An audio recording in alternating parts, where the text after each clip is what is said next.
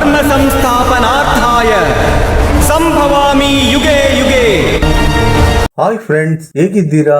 ಇವತ್ತಿನ ಅದ್ಭುತ ವಿಡಿಯೋಗೆ ನಿಮ್ಮೆಲ್ಲರಿಗೂ ಆತ್ಮೀಯ ಸ್ವಾಗತ. ತುಂಬಾ ಶಕ್ತಿವಂತರೆಂದರೆ ರಾಮನು, ಲಕ್ಷ್ಮಣನು, ಹನುಮಂತನು, ರಾವಣನೆಂದು ನಮಗೆಲ್ಲರೂ ಗೊತ್ತಿದೆ. ಇವರುಗಳಲ್ಲದೆ ಇನ್ನೂ ಅನೇಕ ಬಲಶಾಲಿಗಳು ರಾಮಾಯಣದಲ್ಲಿದ್ದಾರೆ. ವಾಲಿಯು ದೊಡ್ಡ ದೊಡ್ಡ ಬೆಟ್ಟಗಳನ್ನೇ ಚೆಂಡುಗಳಂತೆ ಎಸೆಯುವಂತ ಬಲಶಾಲಿಯಾಗಿದ್ದನು. ಬೃಹತ್ ಮರಗಳನ್ನು ಕೂಡ ಕಿತ್ತೆಸೆಯುವಂತ ಶಕ್ತಿಶಾಲಿಯಾಗಿದ್ದನು. ಈತನು ಕಿಷ್ಕಿಂಧ ರಾಜ್ಯಕ್ಕೆ ವಾನರ ರಾಜನಾಗಿದ್ದನು. ಅತ್ಯಂತ ಶಕ್ತಿಯುತನಾದ ರಾವಣನನ್ನು ಕೂಡ ಸೋಲಿಸಿದಂತ ಬಲಶಾಲಿಯಾಗಿದ್ದನು ಈ ವಾಲಿಯು. ಕೊನೆಗೆ ಅತ್ಯಂತ ಬಲಶಾಲಿಯಾಗಿದ್ದ ರಾವಣನು ಕೂಡ ವಾಲಿಯೊಂದಿಗೆ ಸಂಧಾನವನ್ನ ಮಾಡಿಕೊಳ್ಳುತ್ತಾನೆ. ಈ ವಾಲಿಯ ಸಹೋದರನೇ ಸುಗ್ರೀವನು. ವಾಲಿ ಮತ್ತು ಸುಗ್ರೀವನು ಅವಳಿ ಮಕ್ಕಳು. ರಾಮ ಲಕ್ಷ್ಮಣರಿಗೆ ಈ ಸುಗ್ರೀವನು ಸ್ನೇಹಿತನಾಗುತ್ತಾನೆ. ಹಾಗಿದ್ದರೆ ವಾಲಿಯ ತಮ್ಮನಾದ ಸುಗ್ರೀವನು ಶ್ರೀರಾಮನಿಗೆ ಏಕೆ ಸಹಾಯವನ್ನ ಮಾಡುತ್ತಾನೆ? ವಾಲಿಗೆ ಒಂದು ವಿಶೇಷವಾದ ವರವಿದೆ. ಆ ವರವಾದರೂ ಏನು? ಇಂತಹ ಶಕ್ತಿಯುತವಾದ ವರವನ್ನ ವಾಲಿಯು ಯಾರಿಂದ ಪಡೆದನು? ಈ ವಾಲಿಯು ಶ್ರೀರಾಮನಿಗಿಂತ ಶಕ್ತಿವಂತನೇ? ಹಾಗಿದ್ದರೆ ಶ್ರೀರಾಮನು ವಾಲಿಯನ್ನ ಏಕೆ ಕೊಲ್ಲುತ್ತಾನೆ?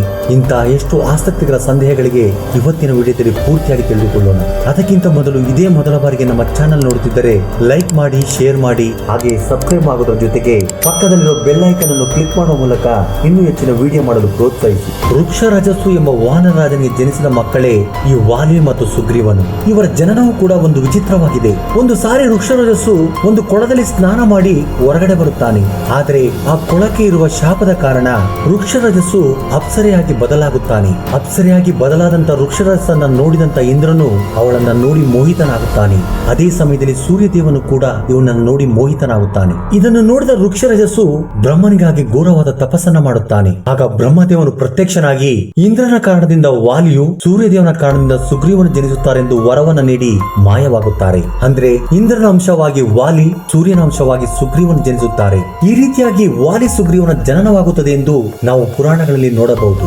ರಾವಣನ ಸಂಹಾರಕ್ಕಾಗಿಯೇ ಶ್ರೀರಾಮನು ಅವತಾರವನ್ನ ತಾಳುತ್ತಾರೆ.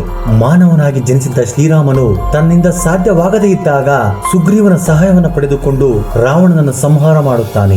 ರಾವಣಸುರನು, ವಾನರರು, ಮಾನವರು ಇವರಲ್ಲದೆ ಮತ್ಯಾರಿಂದನೂ ಕೂಡ ನನಗೆ ಸಾವು ಸಂಭವಿಸಬಾರದೆಂದು ವಾಲಿಯು ಬ್ರಹ್ಮದೇವನಿಂದ ವರವನ್ನ ಪಡೆದಿರುತ್ತಾನೆ. ವಾನರಲ್ಲಿಯೂ ಕೂಡ ಅತ್ಯಂತ ಶಕ್ತಿವಂತರಿದ್ದಾರೆ. ವಾಯುದೇವನ ಅಂಶದಿಂದ ಜನಿಸಿದವನು ಹನುಮಂತನು. ಹನುಮಂತನು ಕೂಡ ಮಹಾಬಲಶಾಲಿಯಾಗಿದ್ದನು. ಅಗ್ನಿದೇವನ ಅಂಶದಿಂದ ಜನಿಸಿದವನು ನೀಲನು ಕೂಡ ತುಂಬಾ ಬಲಶಾಲಿಯಾಗಿದ್ದನು. ಶ್ರೀರಾಮನಿಗೆ ಸಹಾಯ ಮಾಡುವುದಕ್ಕೋಸ್ಕರನೇ ಈ ವಾನರನನ್ನು ಬ್ರಹ್ಮದೇವನು ಸೃಷ್ಟಿ ಮಾಡಿರುತ್ತಾನೆ. ವಾಲಿಯು ಕಿಷ್ಕಿಂಧ ರಾಜ್ಯಕ್ಕೆ ರಾಜನಾಗಿ ಆಳ್ವಿಕೆಯನ್ನು ನಡೆಸುತ್ತಿರುತ್ತಾನೆ. ಇಂದ್ರನು ಕೂಡ ವಾಲಿಗೆ ಕಾಂಚನಮಾಲ ಎಂಬ ವರವನ್ನ ಪ್ರಸಾದಿಸಿರುತ್ತಾನೆ. ಕಾಂಚನಮಾಲ ಎಂದರೆ ವಾಲಿಯು ಒಬ್ಬರೊಂದಿಗೆ ಯುದ್ಧವನ್ನು ಮಾಡುವಾಗ ಎದುರಾಳಿಯ ಅರ್ಧ ಭಾಗವನ್ನ ವಾಲಿಯು ಗ್ರಹಿಸಿ ಬಿಡುತ್ತಾನೆ. ಎದುರಲ್ಲಿರುವ ಎದುರಾಳಿಯು ಎಷ್ಟೇ ಬಲವನ್ನು ಹೊಂದಿದ್ದರೂ, ಎಷ್ಟೇ ಶಕ್ತಿವಂತನಾಗಿದ್ದರೂ ವಾಲಿಯನ್ನು ಸೋಲಿಸಲು ಸಾಧ್ಯವಿಲ್ಲ. ರಾವಣನು 3 ಲೋಕವನ್ನು ಜಯಿಸಿದ್ದರೂ ಕೂಡ ವಾಲಿಯನ್ನು ಗೆಲ್ಲಲೇಬೇಕೆಂದು ವಾಲಿಯೊಂದಿಗೆ ಯುದ್ಧಕ್ಕೆ ಹೋಗುತ್ತಾನೆ. ಯುದ್ಧಕ್ಕೆ ಹೋದ ರಾವಣನನ್ನು ವಾಲಿಯು ಗಿರಗಿರನೆ ತಿರುಗಿಸಿ ಲಂಕೆಗೆ ಎಸೆಯುತ್ತಾನೆ. ಅಷ್ಟು ಬಲಶಾಲಿಯಾಗಿದ್ದ ರಾವಣನು ವಾಲಿಯ ಬಳಿ 3 ಸಾರಿ ಸೋಲನ್ನು ಅನುಭವಿಸಿ ಕೊನೆಗೆ ಅವನನ್ನು ಜಯಿಸಲಾಗದೆ ಅವನೊಂದಿಗೆ ಸಂಧಾನವನ್ನ ಮಾಡಿಕೊಳ್ಳುತ್ತಾನೆ. ಕಾಂಚನಮಾಲ ಎಂಬ ವರವನ್ನು ಪಡೆದಿರುವ ಕಾರಣವೇ ವಾಲಿಗೆ ವಿಪರೀತವಾದ ಅಹಂಕಾರವಿರುತ್ತದೆ. ಆದರೆ ಸುಗ್ರೀವನು ಮಾತ್ರ ವಾಲಿಗೆ ಒಳ್ಳೆಯ ಸಹೋದರ. ಅಣ್ಣನ ಮಾತೆ ವೇದ ವಾಕ್ಯವಾಗಿತ್ತು.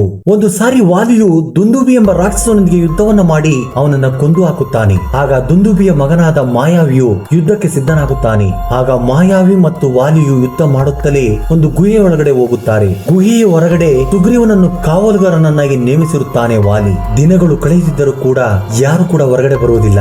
ಯಾವುದೇ ರೀತಿಯ ಶಬ್ದವೂ ಕೂಡ ಕೇಳಿಸುವುದಿಲ್ಲ. ಆಗ ಸುಗ್ರೀವನು ಇಬ್ಬರು ಕೂಡ ಮರಣ ಹೊಂದಿರಬಹುದೆಂದು ಭಾವಿಸಿ ತನ್ನ ರಾಜ್ಯಕ್ಕೆ ಬರುತ್ತಾನೆ. ಒಂದು ವೇಳೆ ಮಾಯಾವಿ ಬದುಕಿದರೆ ಕಿಷ್ಕಿಂಧಕ್ಕೆ ಅಪಾಯವೆಂದು ಭಾವಿಸಿದ ಸುಗ್ರೀವನು ಮಾಯಾವಿ ಹೊರಗಡೆ ಬರದ ಹಾಗೆ ಆ ಗುಹೆಗೆ ಒಂದು ದೊಡ್ಡ ಕಲ್ಲು ಬಂಡೆಯಿಂದ ಮುಚ್ಚುತ್ತಾನೆ. ದುಃಖದಿಂದಲೇ ಕಿಷ್ಕಿಂಧಕ್ಕೆ ಹೋಗಿ ನಡೆದ ವಿಷಯವನ್ನೆಲ್ಲ ಹೇಳುತ್ತಾನೆ. ಆಗ ಮಂತ್ರಿಗಳು ಸುಗ್ರೀವನನ್ನೇ ಕಿಷ್ಕಿಂಧಕ್ಕೆ ರಾಜನನ್ನಾಗಿ ಮಾಡುತ್ತಾರೆ. ಸ್ವಲ್ಪ ದಿನಗಳು ಕಳೆದ ನಂತರ ವಾಲಿಯು ಕಿಷ್ಕಿಂಧ ರಾಜ್ಯಕ್ಕೆ ಮರಳಿ ಬರುತ್ತಾನೆ. ಸುಗ್ರೀವನು ರಾಜನಾಗಿರುವುದನ್ನು ಕಂಡ ವಾಲಿಯು ಬೇಕು ಅಂತಲೇ ರಾಜ್ಯದ ಆಸೆಗಾಗಿ ನನ್ನನ್ನು ಕೊಲ್ಲಲು ಪ್ರಯತ್ನಿಸಿದನೆಂದು ಅಪಾರ್ಥ ಮಾಡಿಕೊಳ್ಳುತ್ತಾನೆ. ಅಂದಿನಿಂದ ಸುಗ್ರೀವನ ಮೇಲೆ ಕೋಪಾಧಿತನಾಗಿ ಅವನ ವಿರುದ್ಧ ಅಗೆಯನ್ನ ಸಾಧಿಸುವುದಕ್ಕೆ ಶುರು ಮಾಡುತ್ತಾನೆ. ಸುಗ್ರೀವನು ಎಷ್ಟೇ ಹೇಳಿದರೂ ಕೇಳದ ವಾಲಿಯು ಸುಗ್ರೀವನನ್ನು ರಾಜ್ಯದಿಂದ ಹೊರ ಹಾಕುತ್ತಾನೆ. ರಾಜ್ಯದಿಂದ ಹೊರ ನಡೆದಂತ ಸುಗ್ರೀವನನ್ನು ಹಿಂಬಾಲಿಸುತ್ತಿದ್ದ ಹನುಮಂತನು ಮತ್ತು ಇನ್ನಷ್ಟು ಮಂದಿ ವಾನರ ಸೈನ್ಯವು ಋಷಮುಖ ಪರ್ವತವನ್ನ ಸೇರುತ್ತಾರೆ. ಈ ಪರ್ವತದಲ್ಲಿ ಇವರೆಲ್ಲ ಇವರೆಲ್ಲರೂ ಕೂಡ ತಲೆಮರೆಸಿಕೊಳ್ಳುತ್ತಾರೆ. ಏಕೆಂದರೆ ವಾಲಿಯು ಋಷಮುಖ ಪರ್ವತದ ಕಡೆ ಬರುವುದಿಲ್ಲ ಎಂಬುದು ಇವರ ನಂಬಿಕೆಯಾಗಿರುತ್ತದೆ. ಏಕೆಂದರೆ ದುಂದುಬಿ ಎಂಬ ರಾಕ್ಷಸನನ್ನ ವಾಲಿಯು ಈ ಪರ್ವತದಲ್ಲಿ ಕೊಂದಾಗ ಆ ರಕ್ತವೆಲ್ಲ ಈ ಪರ್ವತದ ಮೇಲೆಯೇ ಬಿದ್ದಿರುತ್ತದೆ. ಈ ಪರ್ವತದಲ್ಲಿ ಮಾತಾಂಗ ಮುನಿಯ ಆಶ್ರಮವಿರುತ್ತದೆ. ಆ ರಕ್ತವನ್ನು ನೋಡಿದ ಮಾತಾಂಗ ಮುನಿಯು ವಾಲಿಗೆ ಶಾಪವನ್ನು ನೀಡುತ್ತಾರೆ. ನೀನು ನಿನ್ನ ಜೀವನದಲ್ಲಿ ಎಂದಿಗಾದರೂ ಈ ಪರ್ವತದ ಮೇಲೆ ಬಂದರೆ ನಿನ್ನ ತಲೆಯು 1000 ಓಳಾಗುತ್ತದೆ ಎಂದು ಶಾಪವನ್ನು ನೀಡಿರುತ್ತಾರೆ. ಆದ್ದರಿಂದಲೇ ವಾಲಿಯು ಈ ಪರ್ವತದ ಕಡೆ ಹೋಗುವುದಿಲ್ಲ. ಸೀತೆಯ ಅನ್ವೇಷಣೆ ಮಾಡುತ್ತಾ ರಾಮ ಲಕ್ಷ್ಮಣರು ಈ ಋಷಮುಖ ಪರ್ವತದ ಕಡೆ ಬರುತ್ತಾರೆ. ಅಲ್ಲಿಯೇ ಅವರಿಗೆ ಹನುಮಂತ ಮತ್ತು ಸುಗ್ರೀವನ ಪರಿಚಯವಾಗುತ್ತದೆ. ಆಗ ಶ್ರೀರಾಮನು ಸೀತೆಯನ್ನು ಪತ್ತೆ ಹಚ್ಚಲು ಸುಗ್ರೀವನ ಸಹಾಯವನ್ನ ಕೇಳುತ್ತಾರೆ. ಆಗ ಸುಗ್ರೀವನು, ವಾಲಿಯು ನನಗೆ ಸಹೋದರ, ವಾಲಿ ಇರುವಾಗ ನಿಮಗೆ ಯಾವುದೇ ರೀತಿಯ ಸಹಾಯವನ್ನ ಮಾಡಲಾಗುವುದಿಲ್ಲ ಎಂದು ನಡೆದ ವಿಷಯವನ್ನೆಲ್ಲ ಶ್ರೀರಾಮನಿಗೆ ವಿವರಿಸುತ್ತಾನೆ. ಆಗ ಶ್ರೀರಾಮನು, ವಾಲಿಯನ್ನು ನೀನು ಸಂಹಾರ ಮಾಡಲು ನಾನು ನಿನಗೆ ಸಹಾಯವನ್ನ ಮಾಡುತ್ತೇನೆಂದು ಅಗ್ನಿ ಸಾಕ್ಷಿಯಾಗಿ ಮಾತನ್ನ ನೀಡುತ್ತಾನೆ. ಆಗ ವಾಲಿಯನ್ನು ಸುಗ್ರೀವನು ಯುದ್ಧಕ್ಕೆ ಆಹ್ವಾನಿಸುತ್ತಾನೆ. ಮೊದಲೇ ಸುಗ್ರೀವನ ಮೇಲೆ ದ್ವೇಷವನ್ನು ಸಾಧಿಸುತ್ತಿದ್ದ ವಾಲಿಯು ಸುಗ್ರೀವನನ್ನು ಹೇಗಾದ್ರೂ ಮಾಡಿ ಕೊಲ್ಲಲೇಬೇಕೆಂದು ಯುದ್ಧಕ್ಕೆ ಬರುತ್ತಾನೆ. ಆಗ ಇವರಿಬ್ಬರ ಮಧ್ಯೆ ಮಾರಾಮಾರಿ ಯುದ್ಧ ನಡೆಯುತ್ತಿರುವಾಗ ಇವರಿಬ್ಬರು ಅವಳಿ ಮಕ್ಕಳಾಗಿರುವ ಕಾರಣ ಇವರಲ್ಲಿ ವಾಲಿ ಸುಗ್ರೀವನು ಯಾರೆಂದು ಗುರುತಿಸಲು ಶ್ರೀರಾಮನಿಗೆ ಸಾಧ್ಯವಾಗುವುದಿಲ್ಲ. ವಾಲಿಯ ದಾಳಿಗೆ ತುಂಬಾ ಗಾಯಗೊಂಡಂತ ಸುಗ್ರೀವನು ಆನಂತರ ವಾಲಿಯೊಂದಿಗೆ ಯುದ್ಧ ಮಾಡಲಾಗದ ಸುಗ್ರೀವನು ಓಡಿ ಬಂದು ಶ್ರೀರಾಮನನ್ನು ನಿಂದಿಸುವುದಕ್ಕೆ ಶುರು ಮಾಡುತ್ತಾನೆ. ನಿಮ್ಮ ಭರವಸೆಯಿಂದಲೇ ನಾನು ವಾಲಿಯೊಂದಿಗೆ ಯುದ್ಧಕ್ಕೆ ಹೋದೆ, ಆದ್ರೆ ನೀವು ಯಾವುದೇ ರೀತಿಯ ಸಹಾಯವನ್ನ ಮಾಡಲಿಲ್ಲವೆಂದು ಬೇಸರ ವ್ಯಕ್ತಪಡಿಸುತ್ತಾನೆ. ಆಗ ಶ್ರೀರಾಮನು ಸುಗ್ರೀವನನ್ನು ಸಮಾಧಾನಪಡಿಸುತ್ತಾ, ನೀವಿಬ್ಬರು ಅವಳಿ ಮಕ್ಕಳಾಗಿದ್ದರಿಂದ ನೀವಿಬ್ಬರು ನನಗೆ ಒಂದೇ ತರಹ ಕಾಣಿಸಿದ್ದೀರಾ, ಆದ್ದರಿಂದ ನಾನು ನಿನಗೆ ಸಹಾಯ ಮಾಡಲು ಆಗಲಿಲ್ಲವೆಂದು ಹೇಳಿ ಸುಗ್ರೀವನ ಕೊರಳಿಗೆ ಆಹಾರವನ್ನ ಹಾಕಿ ಮತ್ತೆ ಯುದ್ಧಕ್ಕೆ ಕಳಿಸುತ್ತಾರೆ. ಆಗ ಸುಗ್ರೀವನು ಮತ್ತೆ ವಾಲಿಯನ್ನ ಯುದ್ಧಕ್ಕೆ ಕರೆಯುತ್ತಾನೆ. ಯುದ್ಧಕ್ಕೆ ಸಿದ್ಧನಾದ ವಾಲಿಯನ್ನು ಕುರಿತು ಪತ್ನಿಯಾದ ತಾರಳು ಯುದ್ಧ ಬೇಡವೆಂದು ಹೇಳುತ್ತಾಳೆ. ತುಂಬಾ ಗಾಯಗೊಂಡಂತ ಸುಗ್ರೀವನು ಮತ್ತೆ ನಿಮ್ಮನ್ನು ಯುದ್ಧಕ್ಕೆ ಆಹ್ವಾನಿಸುತ್ತಿದ್ದಾನೆಂದರೆ ಅವರ ಹಿಂದೆ ಇರುವವರು ಕೋಸಲ ರಾಜ್ಯದ ರಾಜಕುಮಾರರು ಶ್ರೀರಾಮ ಲಕ್ಷ್ಮಣರು. ಆದ್ದರಿಂದಲೇ ಯುದ್ಧ ಬೇಡವೆಂದು ತಾರಳು ಎಚ್ಚರಿಸುತ್ತಾಳೆ. ಆದ್ರೆ ವಾಲಿಯು ತಾರಳ ಮಾತನ್ನ ತಳ್ಳಿ ಹಾಕಿ, ನನ್ನ ಮೇಲೆ ರಾಮ ಲಕ್ಷ್ಮಣರಿಗೆ ಯಾವುದೇ ರೀತಿಯ ದ್ವೇಷವಿಲ್ಲ, ಹಾಗಿರುವಾಗ ಅವರು ನನ್ನನ್ನು ಏಕೆ ಕೊಲ್ಲುತ್ತಾರೆ ಎಂದು ಹೇಳಿ ಸುಗ್ರೀವನೊಂದಿಗೆ ಯುದ್ಧಕ್ಕೆ ನಿಲ್ಲುತ್ತಾನೆ.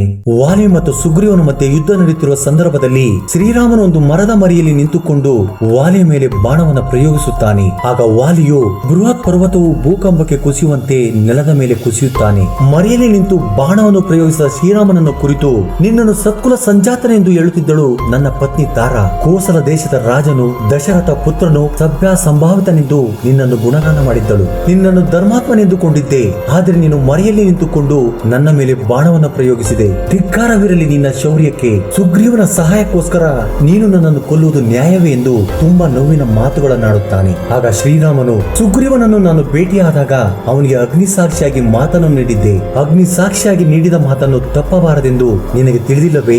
ನೀನು ಕೂಡ ಸುಗ್ರೀವನ ಹೆಂಡತಿ ರಮಾಳನ್ನ ಸ್ವಾಧೀನಪಡಿಸಿಕೊಂಡಿರುವುದು ನ್ಯಾಯವೇನಾ? ನಿನ್ನಂತ ಅಧರ್ಮಿಯ ಬಳಿ ನಾನು ಯಾವ ರೀತಿ ಸಹಾಯವನ್ನ ಕೇಳಲಿ? ನಾನು ನನ್ನ ಕರ್ತವ್ಯವನ್ನು ಮಾಡಿದ್ದೇನೆ ಎಂದು ಶ್ರೀರಾಮನು ಹೇಳುತ್ತಾನೆ. ಶ್ರೀರಾಮನ ಧರ್ಮಯುತವಾದ ಮಾತನ್ನು ಕೇಳಿದಂತ ವಾಲಿಯು ತನ್ನ ಮಗನಾದ ಅಂಗದನನ್ನು ಸುಗ್ರೀವನ ಕೈಯಲ್ಲಿಟ್ಟು ಮರಣ ಹೊಂದುತ್ತಾನೆ. ಆನಂತರ ಸುಗ್ರೀವನು ಕಿಷ್ಕಿಂಧಕ್ಕೆ ರಾಜನಾಗುತ್ತಾನೆ. ವಾಲಿಯ ಮಗನಾದ ಅಂಗದನನ್ನು ಕಿಷ್ಕಿಂಧ ರಾಜ್ಯಕ್ಕೆ ಯುವರಾಜನನ್ನಾಗಿ ಪಟ್ಟಾಭಿಷೇಕವನ್ನ ಮಾಡುತ್ತಾರೆ. ರಾಮ ರಾವಣರ ಯುದ್ಧದಲ್ಲಿ ಸುಗ್ರೀವನು, ಅಂಗದನು ಮತ್ತು ಹನುಮಂತನು ಮುಖ್ಯ ಪಾತ್ರವನ್ನು ವಹಿಸುತ್ತಾರೆ. ರಾಮ ರಾವಣರ ಯುದ್ಧದಲ್ಲಿ ರಾವಣನನ್ನು ಸಂಹರಿಸಲು ಶ್ರೀರಾಮನಿಗೆ ತುಂಬಾ ಸಹಾಯವನ್ನ ಮಾಡುತ್ತಾರೆ. ಈ ವಿಡಿಯೋ ನಿಮ್ಗೆ ಇಷ್ಟವಾಗಿದ್ದರೆ ಲೈಕ್ ಮಾಡುವ ಮೂಲಕ ಇನ್ನೂ ಹೆಚ್ಚಿನ ವಿಡಿಯೋ ಮಾಡಲು ಪ್ರೋತ್ಸಾಹಿಸಿ. ಧನ್ಯವಾದಗಳು.